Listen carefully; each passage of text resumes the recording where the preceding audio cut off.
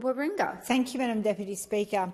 Australia's superannuation system is one of our great national achievements, and ensuring confidence in this system is essential to our economy and way of life. This bill, the Treasury Laws Amendment, Payday Superannuation Bill 2025, presents an important and overdue step to strengthen the integrity of our superannuation system. The bill will help ensure that Australians receive what they are owed when they are owed it, helping their superannuation balances grow through compounding interest and giving workers greater transparency and trust in the system.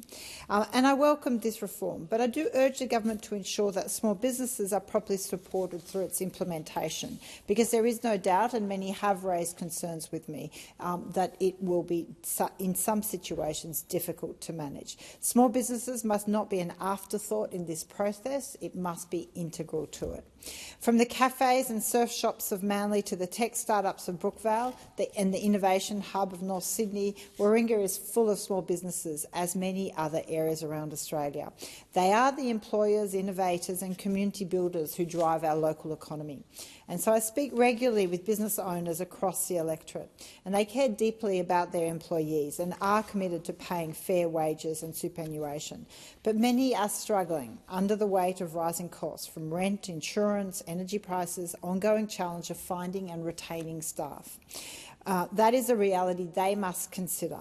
And these small businesses are not resisting reforms. They simply need adequate time, guidance and support to implement it properly. They also need to make sure that, for example, the ATO is not overly aggressive in pursuing them from a regulatory point of view. Under current arrangements, employers can pay superannuation up to 3 months after wages are paid. And this delay has created confusion, reduced transparency and often resulted in unpaid entitlements. So it is right that this is rectified. The Australian Taxation Office estimates that over $5 billion in superannuation goes unpaid each year. So we know who is hit the hardest: young people, women and those in casual and insecure jobs. These are the people who already face barriers to building financial security. So it is good that from now on that this the delay in payment of super is going to be closed. From 1 July 2026, this bill will require employers to ensure that super contributions reach employees' funds within 7 business days of payday. This will align superannuation payments with wage payments, making the system more transparent, easier to track and fairer for workers. It will also allow issues with non-payment to be identified and resolved much more quickly before they grow to being problems that are unsurmountable. So I welcome this bill as a necessary reform that will help protect Australians' retirement savings. The government must work closely still with the business community, accountants and software providers to ensure that payroll systems and compliance frameworks are ready in time. Small and medium businesses make up to 97% of Australian businesses. They employ around 70% of private sector workers and contribute more than half of Australia's GDP. Yet many are facing serious financial pressures.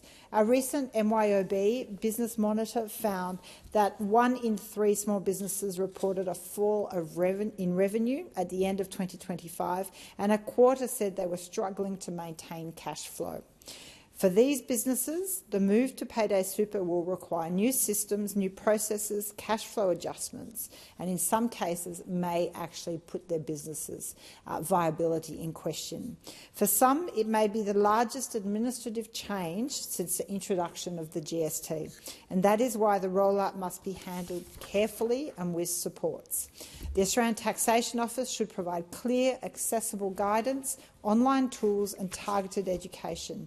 I also encourage the government to consider a longer transition period or a stage implementation for small businesses to allow a smooth and successful transition, or at the very least ensure that the ATO has a process that is going to work with small business rather than just a big stick.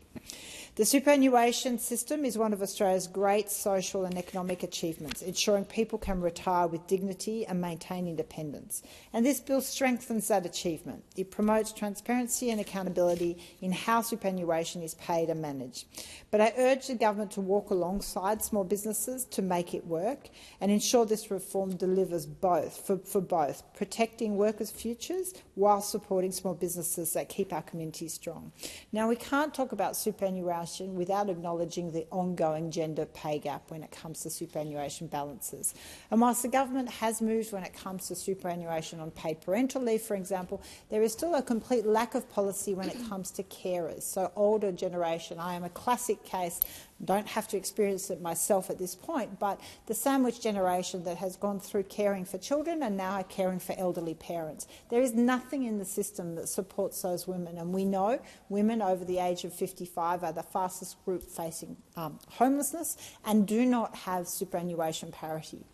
There is a system in relation to sports people and artists, for example, of special occupations where there is provision to average out income and tax rates and, I guess, super contributions over a period of time of up to 5 years to allow for fluctuating incomes. I've put to the Women's Economic Task Force, when it was led by our now Governor-General, that such a scheme should be considered for those with caring responsibilities. So when someone of a certain age takes time out of employment to care for relatives, that they have an opportunity in returning to the workforce to make up for that time, in particular in relation to their superannuation balances, through an averaging capacity as is allowed in certain occupations. So I urge the government to start thinking outside the box of how are we going to fix the superannuation inequity and imbalance between genders.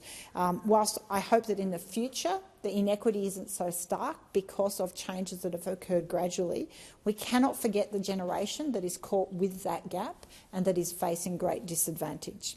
So I urge the government to keep looking at those questions of financial gender equity, especially in retirement. Thank you.